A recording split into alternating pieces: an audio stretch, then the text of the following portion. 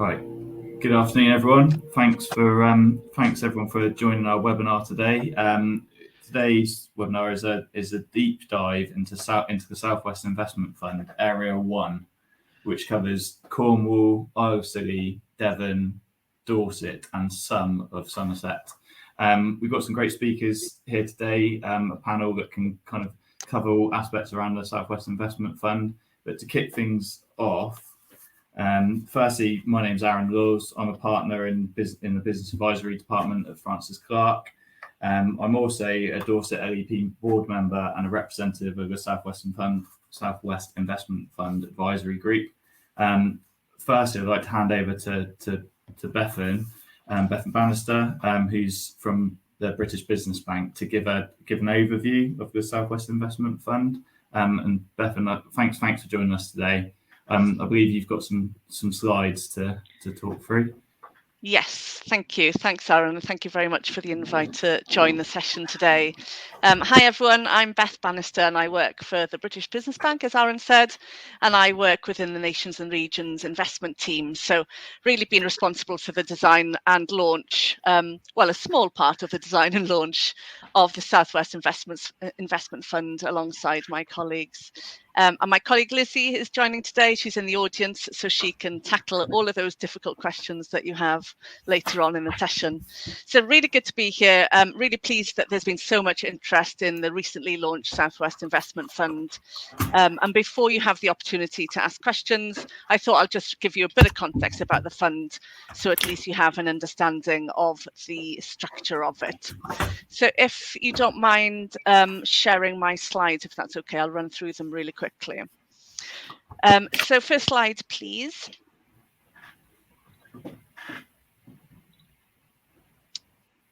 Sorry, let's just flick on. Okay, so who are we? So the BBB is the UK's economic development bank, and our aim really is to be the invisible hand that makes finance markets work better for SMEs across the UK.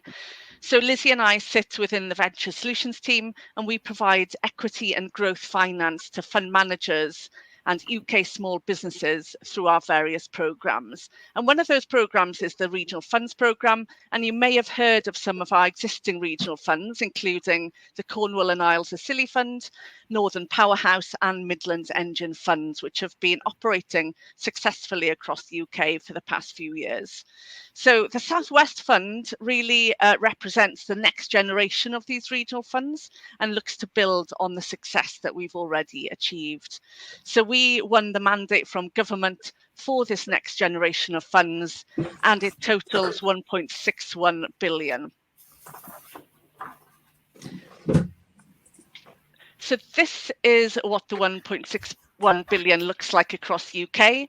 So as you can see, the £200 million SWIF Fund in green there was launched back in July of last year. And that was actually the first of our funds to launch, first of the 6. And since then, we have launched each of the Devolved Nations funds, and we will be shortly launching the Midlands Engine and Northern Powerhouse funds over the next few months. So it's been a really busy time for the team. So just to focus in on SWIF. So in terms of the funds available, SWIF is a fund of funds and comprises of a smaller loan, a larger debt and an equity pot, each of which is managed by our appointed fund managers in the Southwest.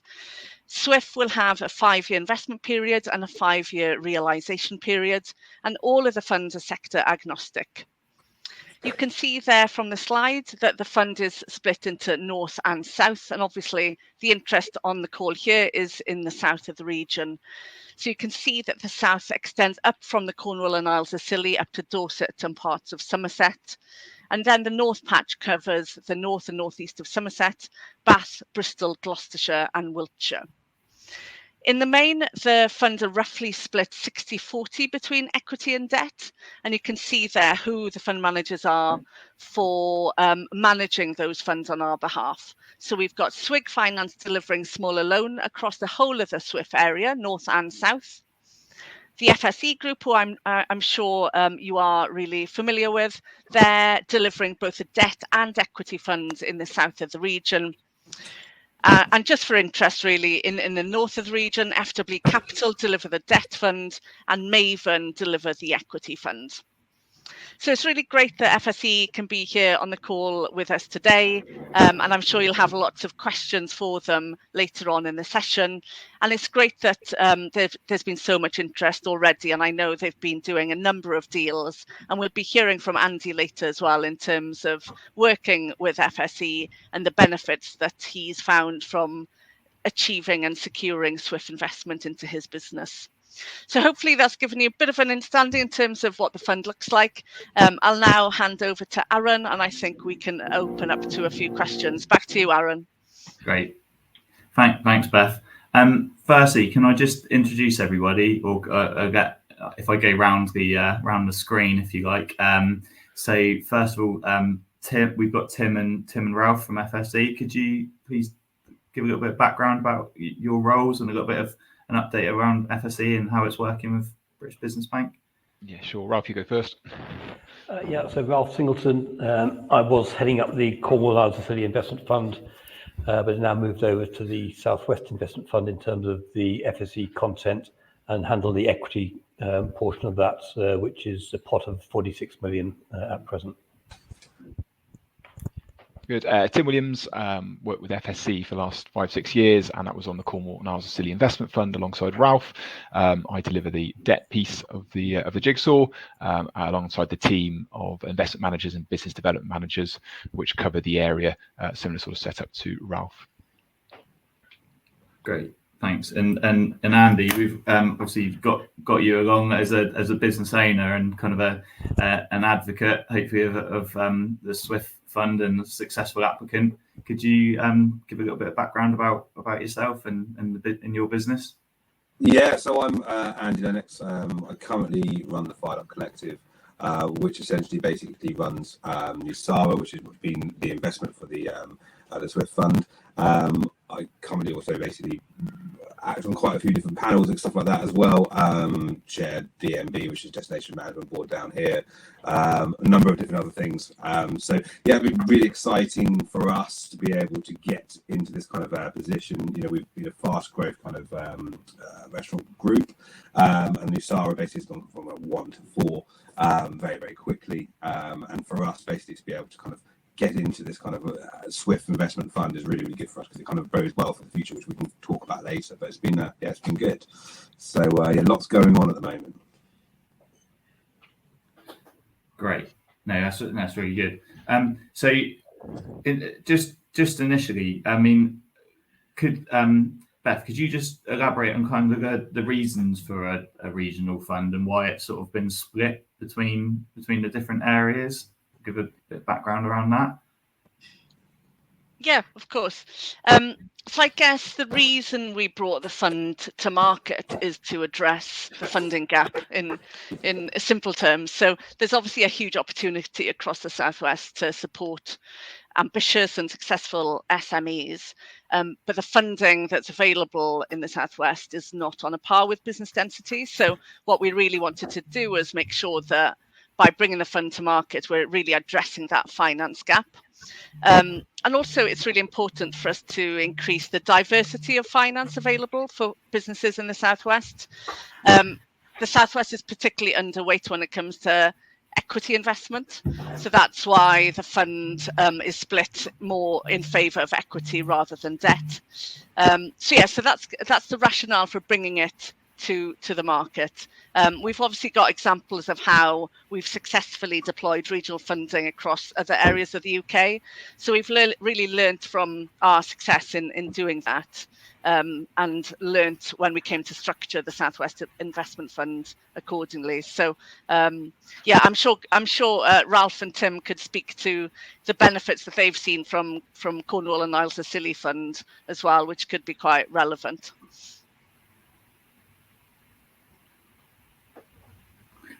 Okay, and in terms of the Southwest Investment Fund or SWIF, what's your target? What's your target market? What sort of businesses are you hoping to assist? Tim Shall or we pick Ralph, up? do you want to go Yeah, first? yeah, I'll pick up on what Beth was saying in terms of the Cornwall Fund initially. That fund's in the process of deploying around 33 million across the county.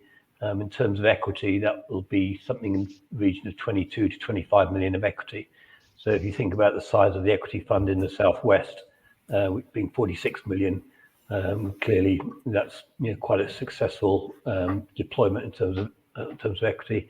In terms of what we're looking for, it's early stage growth companies, and by early stage, it probably needs to have some revenue with some traction to show some traction. The largest company we've invested in so far has 25 million of sales, but that would be a more mature business. But the sweet spot is probably the 500,000 to 1 million of sales, but we will go down as low as a few £100,000 of sales. Yeah, okay. And that's similar for the debt. So we're really looking for businesses that have good growth ambitions, like Andy was talking about, growing fast, and have got ambitions to keep on going, and have got a material presence or aim to have material presence within that sort of southwest patch that we're looking after. And under SWIF so far, we've seen businesses at all sorts of stages of their operations, and as Ralph said, there's some early stage fast growth and some businesses quite mature into the sort of 20 million turnover that are looking for funding where they can't possibly get it elsewhere for some reason from other sources, and that funding could be difficult because of just the various stages they're at. It could be because of a lender credit appetite or sector appetites. It could be sort of lack of assets that a bank or another lender or the collateral that they're looking for. So yeah, there's a huge variety of things that we've seen so far. There are a couple of questions there which I'm happy to answer. In terms of the equity, somebody's asked who holds the equity. The fund is a limited partnership. And so the actual equity holder is the partnership. The limited partnership appoints FSE Fund Managers as a fund manager, and they were the ones that take all the investment decisions and would have the board observer status in terms of helping the companies run themselves. And then there's a follow-up question there in terms of the Dorset business with branches in London. That's looks at what the reasons are behind the fund. It's all about investing in the region.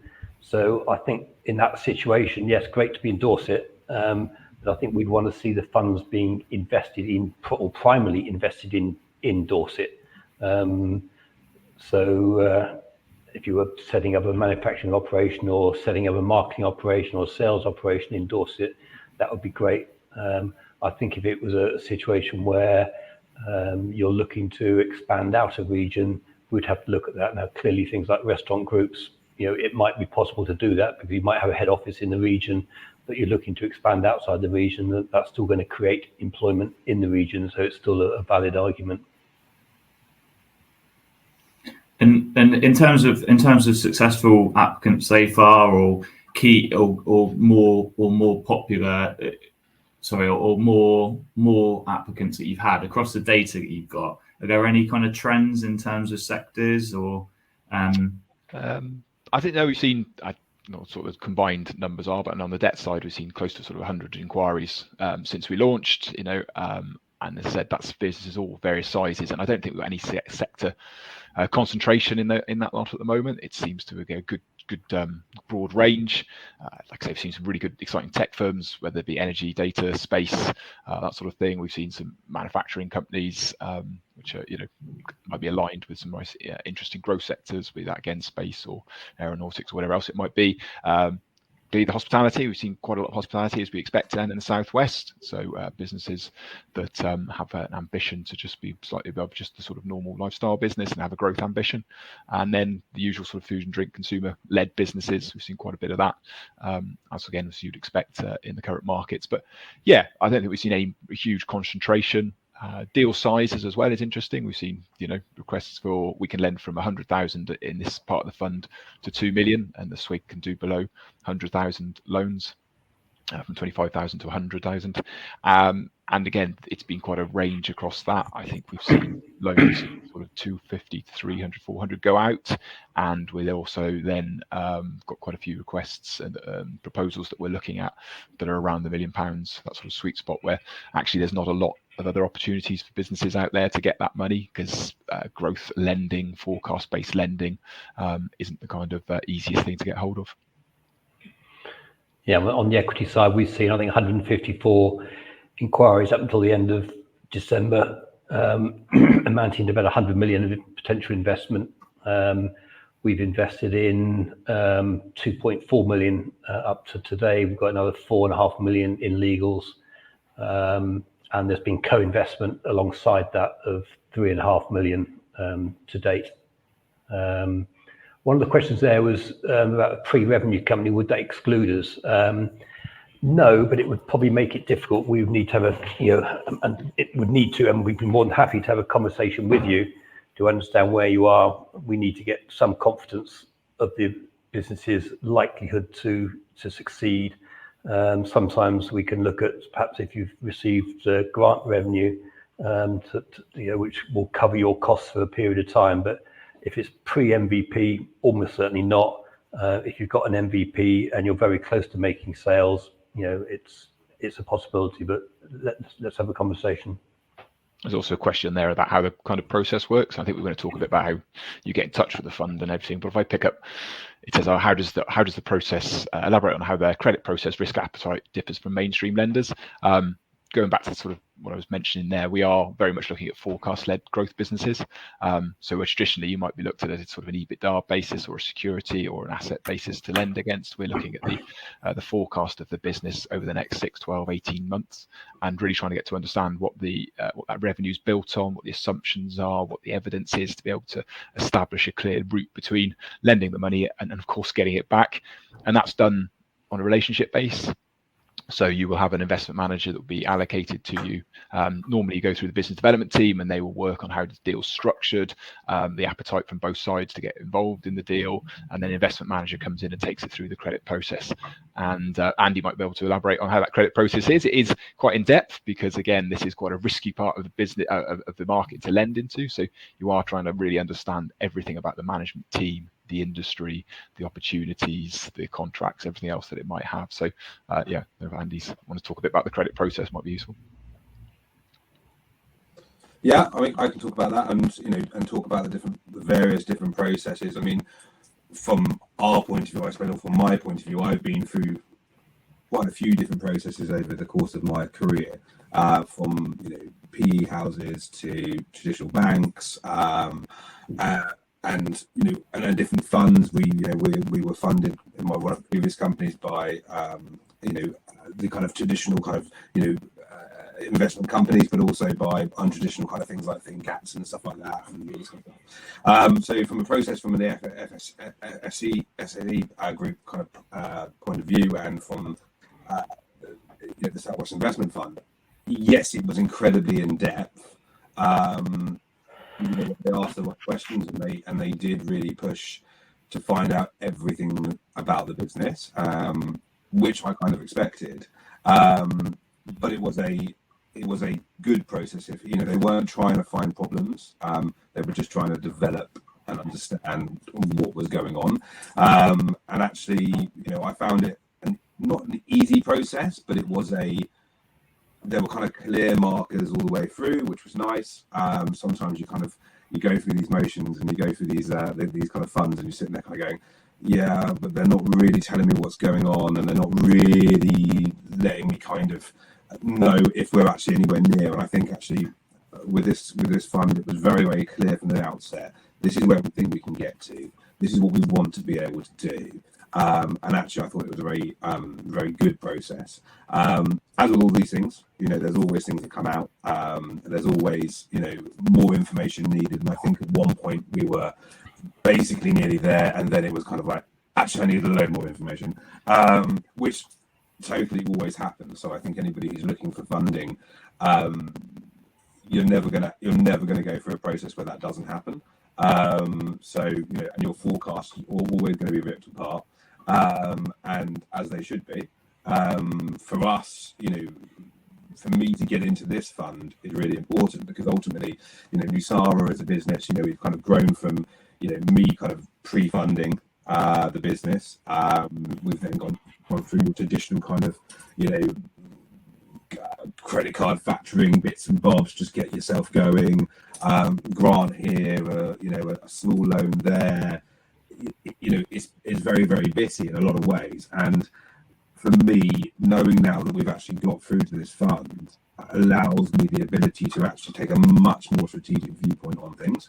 Because I'm not always now constantly going, I mean, don't get me wrong, we're spending the money and, we're building the restaurant, and it's kind of like, we're getting to that stage where it's like, right, okay, we're going to spend it. But ultimately, for us, it's really, really key to be able to take a step back and turn around and go, okay, well, what's the next step? And now that we know that we have this relationship, I know that I can go and speak to our fund manager and say, look, actually, we're thinking about that or more. And I also have in the background, that kind of idea that actually, in a couple of years' time, it might well be that I'm actually going to the FSE Group and saying, actually, well, you know what, I actually want equity. I want to access your equity piece now. And I think that's all about building relationships. So from the very outset, the relationship was really, really good. And I think that's really, really key. From I've been in crappy investment equity, stuff. I've been through the run of the mill on everything. And actually, for me, I won't let anybody invest in my companies or give me loans if I don't trust them. And I think that was really important. So yeah, it was a good process. It was, there were moments. I mean, I'm happy to answer questions on it. Really, to be fair, if there anybody, I don't know what's going on in the group or anything. I'll just add to that on the equity side, it's fairly similar. Crudely, it takes about 6 weeks for us to put together a paper for our investment committee for them to approve the investment. And then there's about 6 weeks of legals thereafter. The only thing that holds up the process is either lawyers arguing points for too long, which hopefully we try and avoid, or possibly co-investment, which brings me on to sort of one of the subsequent questions there. Is there a co-investment requirement?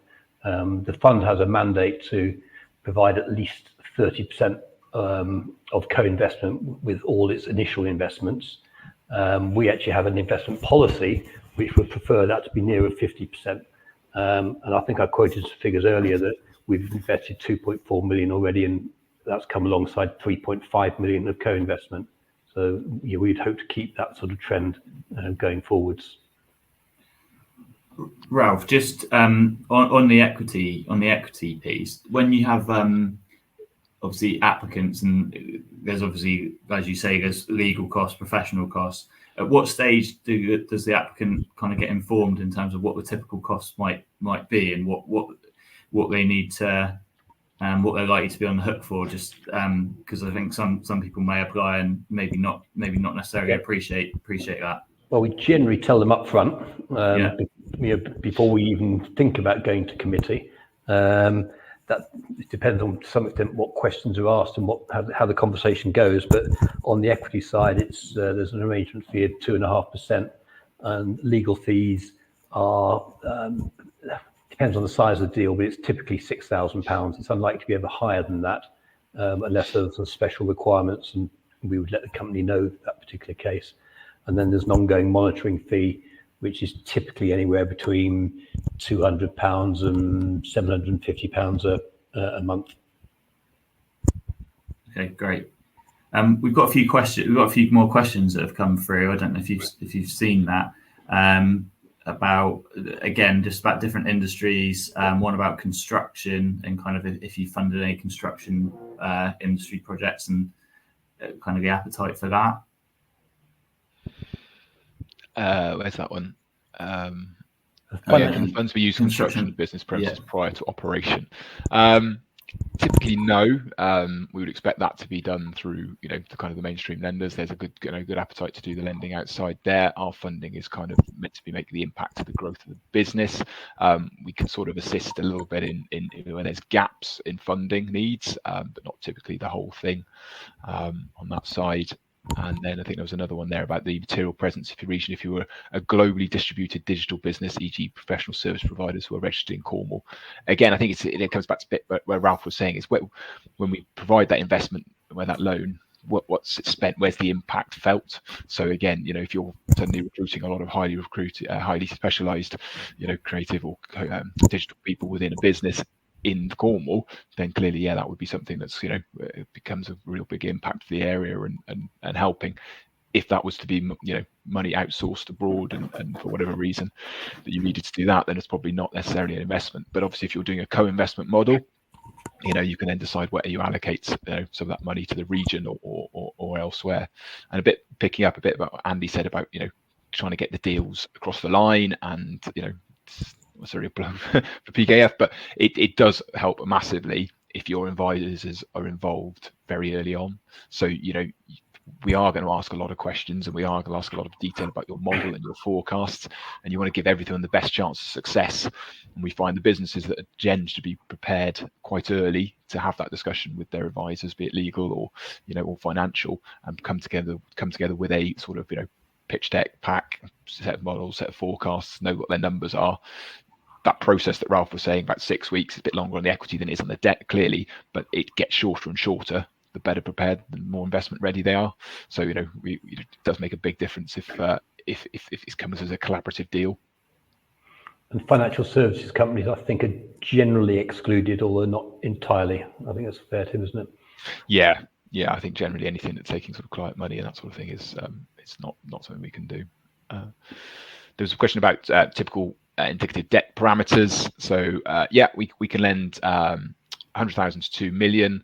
We would always take a debenture in all circumstances, and that can be behind existing prime lenders if there's a asset finance, invoice finance, commercial loan within there. We can discuss priorities with those existing charge holders, and the loan could be over 5 years.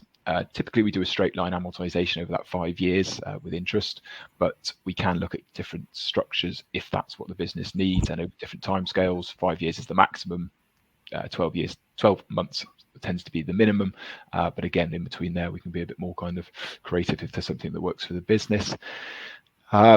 Fees, so we charge 2.5% arrangement fee, and there is a legal fee which typically be around sort of 750 to 1,000, and that's doing script all your debentures and any loan postponements or anything like that. Then we look at the business itself and the background and the skin in the game and who's involved, and in those circumstances we're then looking at who we can involve for a guarantee if needed. It's not in every case, but in majority of cases, we will be looking for a personal guarantee from a director, but it would be partial. So it's not going to be for the full amount. It would be for an amount that seems in relation respected to the loan, and that's always in a discussion point very early on, so everybody knows what they're doing. And then rates, as I mentioned, we are in the riskier element of the lending because we are forecast lending and very asset light traditionally. So typically you're going to be paying somewhere, or we can do variable fixed, but if I talk about fixed at the moment, it's typically somewhere around 10 to sort of 14 fixed. There's a question there about leading on equity deals. We'll do either on that point of view. I think it comes down to probably valuation and what other shareholders have been involved, because we've had such a high level of inquiries initially. The low-hanging fruit deals are those deals where matched funding is already in place, so we perhaps wouldn't necessarily have led on those deals, but as time goes on we'd expect to lead on more and more deals. The issue is that if we're going to lead, then we're going to have to agree on a price and a deal structure. We're a commercial fund, need to make money. Is our price going to be as high as, say, a crowdfunding site?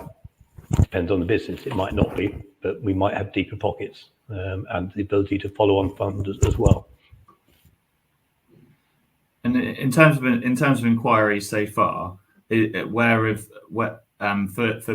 this region, for this area, have inquiries come from particular have been dominated by certain areas within the region, or kind of what's the geographical spread like?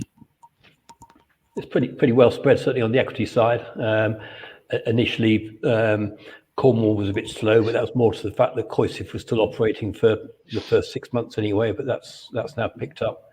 And it's pretty much spread in relation to the population of businesses in those in relation to those areas. Yeah, I think it's similar to us really. We on the debt side, I think the sort of Dorset area was quite quick out the block, so I think they must have been waiting for for the fund to launch, which is great news. And then Devon, obviously, with the sort of powerhouse of Exeter and Plymouth and Torbay areas, have been quite strong in giving us lots of inquiries. Recently seen a lot more in Somerset, but then we have been in Somerset doing a lot of marketing, so it tends to follow getting that message out, and that's the difficulty. We don't want to just be in the main areas. We want to make sure that the opportunity for businesses is spread right across the region, so all the kind of hard to reach areas, the market towns, the areas that traditionally might be not see people coming to talk to them about their businesses. And I think that's a lot where it comes down to having things like this and asking people within the sort of the business finance communities to kind of make sure that they share what the fund is about, because big old area, a lot of miles to cover, and it's key that as many businesses as possible hear about this early on so that they can have engagement. You might not be looking at funding now, it might be funding in 12, 18 months time, and all your growth plans might be that further ahead, but you're worth having that conversation with one of our team fairly early on, so what we can provide. They can set some parameters that they know that you'd be looking to work to. Likewise, you can get a kind of feel if this kind of funding works or this kind of investment works. So it's always worth having very upfront conversations early on, and we do have a very open door policy. We're not one of those funds that expects you to be completely ready to go on day one. We'll have those conversations and start to see what's possible, really. Yeah, that brings up an interesting point, because it's one of the things we learned from the Cornwall Fund is it's very important to see companies early and keep in touch with them early. And there are deals now that are still coming to fruition 5 years later, and and as those companies have developed and got themselves investment ready or achieved certain targets, then investment's been possible. So do we ever say outright no to companies? Probably not, and we're always happy to review situations at a later date, even if this sort of short-term answer is no. Always have to review at a later date. I think that is a really good message, isn't it? In terms of that, if businesses apply, that they won't just be ignored, and you'll at least have a conversation so that they can be sort of signposted in the right direction for maybe the future. Yeah, our team are very good at setting out either pathways or signposting businesses to say, actually, you are where maybe not quite what we need yet, or actually there's a on the debt side particularly, there's actually good access to funding that might be easier and cheaper through this route, because you're that sort of business, and that's it's quite a complicated finance system out there, which I know Aaron and his team work really hard to kind of demystify for everyone, but it's another aspect that we can kind of help with and signpost. Aaron, sorry, I'll just jump in to pick up on that geographic spread point, if you don't mind. So, yeah. That was one thing that the BBB were really conscious of, actually. We really wanted to make sure that there was a good distribution of funding across the whole of the region. So what we did was set up minimum deployment targets across the Southwest. And that, I think, has really focused the effort of fund managers to really get out there and, as Tim said, really talk to businesses in some of those harder to reach areas and make sure they understand what funding options are out there and how intermediaries like PKF and others can really support some of those businesses to access funding that they wouldn't have traditionally thought about. So yeah, it's something that we're really keen to make sure that there's that distribution across the geography, and I know it's something that FSE and the other fund managers are really aware of and alive to as well. So yeah, thanks. In terms, so for businesses wanting to apply, what would be the best route to go down in terms of making the first steps? And also, and Andy, how did you hear about the fund? Just keen to find that out as well. And what route did you go down? So essentially for us, I mean, I'm always on the lookout for growth funds or anything that basically is outside of the remit of a traditional bank, because I mean ultimately we're in restaurants. Traditional banks don't want to fund us. Well, actually, nobody wants to fund us. You've got to go out and look for the right kind of fund. I would say, I think, everybody on the call should know that, whilst this is a very good fund, it's not a cheap fund. It's not going to be one of those funds where you sit there and go, oh, it's really, really good rate. It's a good rate, but it's not, like a traditional bank. But then that's the whole point of it, right? So it's a growth fund. So we what was I doing? I was looking around at various different funding options, trying to think about basically what our next step was. We had a company beforehand, which we sold to private equity. That company, at the beginning, basically we kind of crowdsourced through a company called ThinkAts. ThinkAts now is it's not the same thing as it was when I was using it. And actually, at that point, it was kind of like crowdsourcing little various different people would just drop in and basically put money in, and we kind of went to a couple of £1 million with that actually back in the day. So I was looking around for a different kind of version of what ThinkAts might be, what funds were out there. I'd heard of the Cornwall Fund, and I was kind of looking around basically whether there was one in the southwest. Our businesses are southwest, well, they are only southwest. We are actually only really in Dorset. We're not really looking to go outside of the southwest. So for us, basically trying to find a fund down here that could kind of understand us and help us grow was the kind of the main thing. And actually, it must have been through, I think basically we had a startup loan back in the day, and I think I was looking at kind of the various different things that went from there, and I came across the fund, and then it was introduced to Tim, and we kind of went straight through the motions really. They kind of set out the markets, the markers, and they said, look, we're not going to fund freeholds, we're not going to do this, we're not going to do that. But this is what we will do, if it fits the criteria. And I think I gave about 3 or 4 different options over to the fund and said, look, these are the things I'm looking to get funded. And I think they very quickly kind of went, no, yes, no, yes. And that kind of was like the first step. And then it was like, right, okay, cool. So we're going to go down this one. And I actually see this as being the start of a very, very good relationship. I don't see this as the kind of the last step. I think this is the first step for me. I feel like the Southwest Investment Fund will basically be that fund which we kind of go, right, we're going to do this, we're thinking about that, and now we have that relationship. I think is really key. But ultimately, all these people on the call, I'm assuming will be people looking for funding. Yes, it's a good process.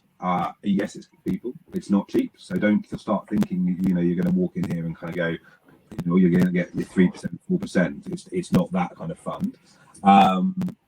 But if you're an ambitious company and you want to grow, and you feel that it's that you need to find some kind of funding the gap kind of money, this is the kind of place that you want to go. This is the fund that you need to kind of try to get into. I mean, ultimately, for us, a lot of what the money is funding that gap. It's funding that kind of expansion, that growth part, that bit that basically, traditional banks don't really get. Equity kind of gets it, but equity won't fund it because it's way too small for equity. And that's why this fund is so good, because it's actually got that kind of loan element, and then it's got the equity element. And actually, you've got all these. The fund essentially, my understanding is the fund essentially will go, well, here's a loan. Yeah, okay, you want to grow further? Right, well, let's move you over to a bit of the equity and see what we can do. And vice versa, you might just go straight in at the equity piece. I do think it's a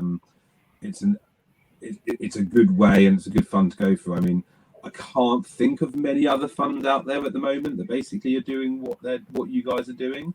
I'm trying to think of anybody in the southwest. Definitely not in the southwest. I always heard about the Powerhouse one up north. We had one down here. So it is good that they say. I think the southwest is a great market, and it does need investment. And me and Tim are talking about other things, things that I'm not my businesses, but other stuff that basically I know that's going on. And could you fund that, or could you fund this, or do you know how to fund? I think it's a great thing to have this fund here, and I'll help anybody want to get in touch with me and kind of and say, look, can you help me with the process? I'm more than happy to do so. But yeah, you've got to basically be prepared that it's a growth fund. It's not anything. It's going to be, yeah. Thanks, Andy. think Beth put them there where the best place to get in touch is obviously the BBB website. Go through to southwestinvestmentfund.co.uk and there's a website inquiry there. I'm sure PKFFC will circulate our Ralph and I's contact details, so you can even come to us direct. We've also got a business development team as well who we can share the details with. So lots of different ways, but a good point of starting is to look at the BBB website, because it will give you a lot of detail about not just this fund but also their activities and some helpful stuff on there. I'd also say the timing of the contact as well. Don't be frightened to come early, and you may not have a business plan or an investment deck, but come and discuss the proposition and what might or might not be required to get to investment readiness. Because the more we get to know companies, the greater likelihood is that we'll invest in those in the future. If you just come to us with a ready-made investment deck, the answer is probably going to be yes or no. So let's build up a relationship over time and see the progress you're making, and then that makes the investment decision a lot easier.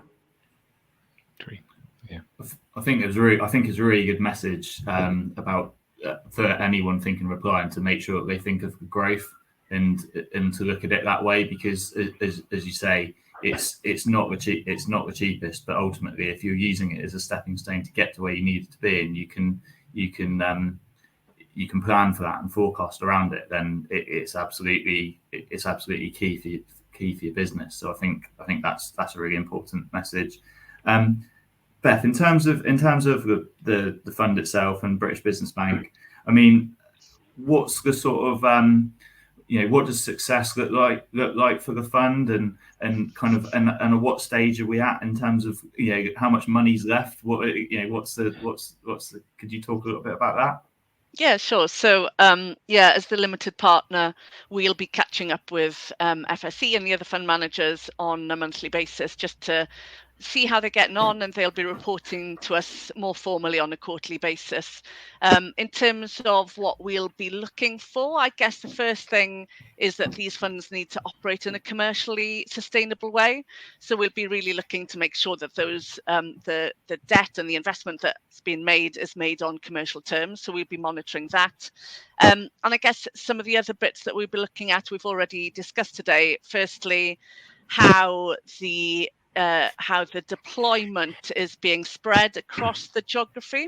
So as I mentioned, we've got minimum deployment targets. So we'll be really sort of keeping an eye on whether the funding is distributed across the whole of the patch. That would be another important element. We'll also want to make sure that the funds are supporting multiple stages of a company's growth. So in terms of, whether they're supporting startup right through to established businesses and across all sectors, just looking to make sure that there's a good distribution across those elements as well. And the other thing, I guess, finally, is around that co-investment piece. So as Ralph and Tim have mentioned, we are looking to leverage in significant private capital. We really want to make sure that co-investment will crowd in other funders to come and co-invest alongside FSE for the benefit of the SMEs in the Southwest. So we'll be monitoring that as well. So I think all of those elements combined is what we'll be monitoring, and good deployment across all of those key factors will look like success for SWIF in years to come. And I guess what the ultimate aim is that we'll be here talking about SWIF 2. So if we can really demonstrate that the SWIF 1 has been deployed successfully, then hopefully we can go back to government and say, look, this is what we've achieved. Please, can we have further funding in the future? In terms of where we are on spend, it's very early days. So yeah, literally the fund was launched last summer. All of the fund managers across the patch have been making investments. They've all out of the traps. So it's been really great to see some of those case studies coming out, and those really interesting stories like we've heard today from Andy and his business benefiting from SWIF. So there's more to come. I know they've got really strong pipeline. So yeah, we'll be looking forward to hearing of more case studies in the near future from FSE and the others as well. I mean, just to add to a couple of points there in terms of the co-investment, the Cornwall Fund has achieved £100 million worth of co-investment that's come in alongside the funds that it invested, which is a lot of extra money to come into the county of Cornwall. And then just in terms of the, as Beth was saying, it's a 5-year deployment period. I think you can do your maths. That's 20 quarters starting, 1st of July 2023. Certainly on the equity side, that's about just over £2 million a quarter. Experience in the Cornwall funds suggested that it started slowly and picked up the other end. I think this deployment is probably like to be somewhat smoother because it's a bigger area, and the market is probably more used to, certainly on the equity side and possibly even the commercial debt side, seeing products of this nature, and therefore it's more understandable. Therefore, the take-up's likely to be perhaps a little bit faster than it was in Cornwall. Talking of Cornwall, I see my colleague Richard Woodman. He's dropped a question in around will British Business Bank and FSE be attending financing Cornwall in May? Wouldn't miss it for the world. Yes. Wouldn't miss it. Never heard of the event. Excellent. I think we're pretty much up to time now. I don't know if anyone else has got anything that they want to add, or if there's there is one more question from me. Possible to provide Tim and Ralph's email address? Yep. Yeah. Absolutely. Yep. Yeah. If you're happy to circulate that afterwards to the attendees, that's fine. I think we're all over LinkedIn as well, so yeah, that's an easier way, go that route. And I've got another question as well for Beth in terms of a deadline for SWIF funds to be deployed. It's a 5-year deployment, Gavin, and then a 5-year realisation period. So 5 years is the quick answer. 4.5 now, or a bit less. Yes, true. I know that from talking to yourself and Dave that the intention is for this fund to be sustainable as possible, to try to try and recoup funds on the basis that it is loans with repayments. So hopefully that will work in a way that these funds can be recycled and reused for future investments as well. And like you say, SWIFT 2 and SWIFT 3 and onwards and upwards. But thank you very much everyone for giving their time for presenting today and all taking part in an active conversation. So no, that's great. So thank you very much. And I think unless anyone's got anything else to just add add. That word sustainable raises an interesting point, that the fund's got some ESG targets that we need to meet as well. And that's quite a strong focus on the fund.